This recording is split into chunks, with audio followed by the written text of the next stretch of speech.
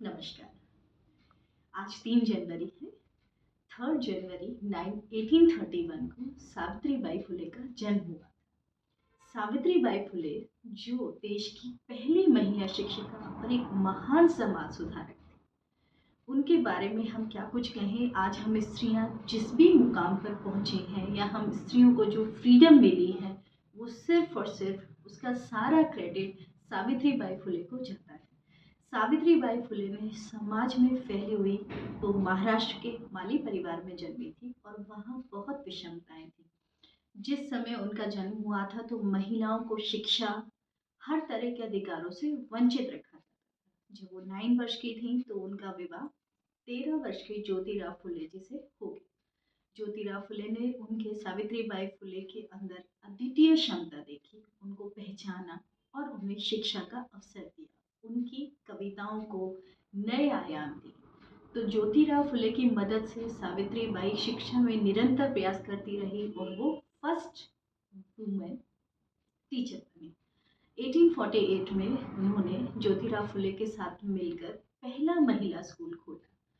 और उनके बारे में मैं आपको क्या बताऊं कि लोगों का इतना विरोध उनको सहना पड़ता था। जब वो स्कूल जाती थी या आगे पढ़ने का प्रयास कर रही होती थी तो लोग उन पर कीचड़ और पत्थर फेंक दिया करते थे।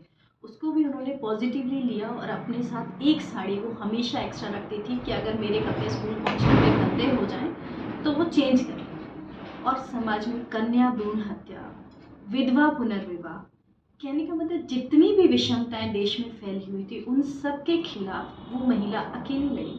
साथ में सिर्फ ज्योतिराव फुले थे। और भी जैसे कन्या भ्रूण हत्या है तो उसको कैसे रोका गया।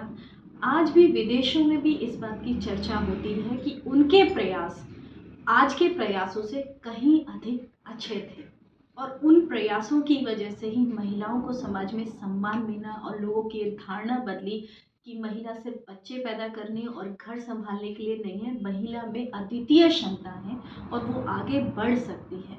तो हम सब सावित्रीबाई फुले के अथक प्रयासों को उनको हम शत शत नमन करते हैं और हम उनके प्रयासों को आगे बढ़ाएं। आज भी समाज में जितनी विषमताएं फैली हुई हैं हम सब महिलाएं कोशिश करें कि उन सब को दूर किया जा सके। आज भी जो कन्या हत्या हो रही है, कन्या भ्रूण हत्या हो रही है, वो 1831 में उन्होंने जन्म लिया था और तब इस चीज़ को रियलाइज़ किया था और 1897 में उनकी प्लेग से मृत्यु हो गई थी और निस्वार्थ भाव से उन्होंने, प्लेग के जो रोगी थे देश में प्लेग फैल गया था, निस्वार्थ भाव से उन्होंने सेवा की।